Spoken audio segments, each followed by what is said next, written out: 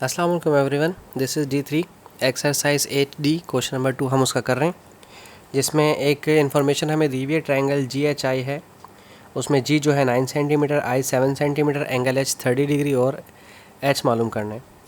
चूँकि इसमें हमारे पास दो साइड्स और एक एंगल दिया हुआ है, तो हम लॉ ऑफ कोसाइन का इस्तेमाल करेंगे।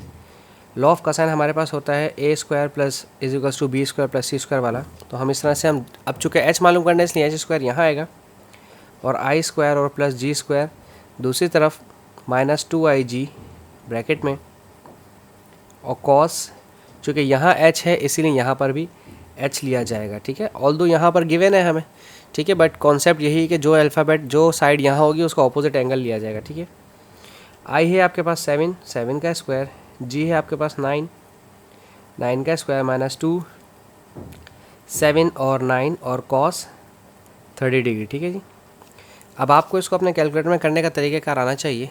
सबसे पहले तो आप अपने कैलकुलेटर में 7 का स्क्वायर लिखिए, 7 का स्क्वायर, देन प्लस 9 का स्क्वायर। अब आपके पास साइंटिफिक कैलकुलेटर होना चाहिए इसके लिए। पेपर 2 का क्वेश्चन है, 7 × 9।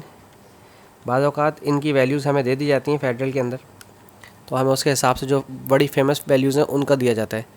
20.88, ये H² हमारे पास आ गया 20.88।